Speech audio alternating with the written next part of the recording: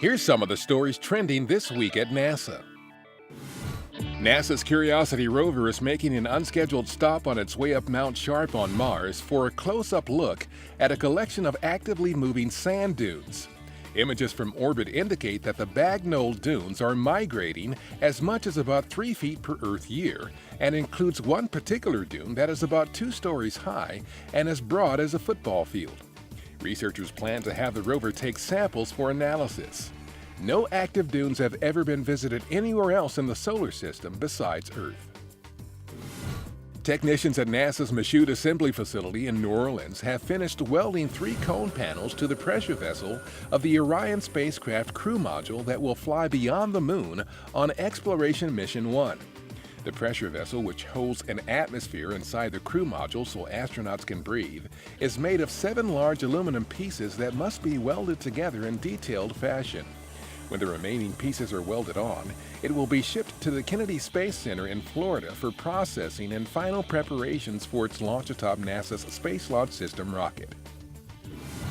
At the Kennedy Space Center, preparations continue for the December 3rd launch of Orbital ATK's enhanced Cygnus spacecraft to the International Space Station. This will be the first flight of the enhanced Cygnus, which can transport more than 7,000 pounds of cargo. It will also be the first time a United Launch Alliance Atlas V rocket is used to launch a payload to the space station.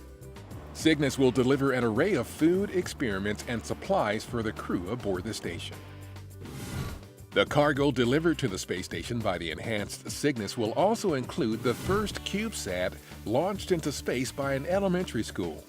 The STM-SAT-1 is a CubeSat built by students at St. Thomas More Cathedral School in Arlington, Virginia, and is designed to capture and transmit images of Earth back to ground stations at St. Thomas More and other schools around the country.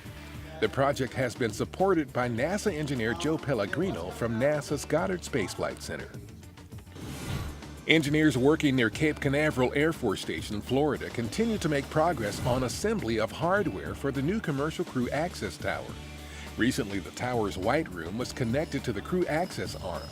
Astronauts will walk across the access arm and through the white room to enter Boeing's CST-100 Starliner spacecraft prior to future launches. The 2 components will be tested extensively before being trucked to Cape Canaveral and installed onto the Crew Access Tower in the summer of 2016. The recent Houston Cinema Arts Festival featured the awards ceremony for the first Cinespace film competition. A partnership between NASA and the Houston Cinema Arts Society, the competition gave filmmakers around the world a chance to share works inspired by and using actual NASA imagery. Astronaut Don Pettit presented the top 16 entries out of about 194 submitted from 22 countries and 32 U.S. states. And that's what's up this week at NASA. For more on these and other stories, follow us on social media and visit www.nasa.gov/twan.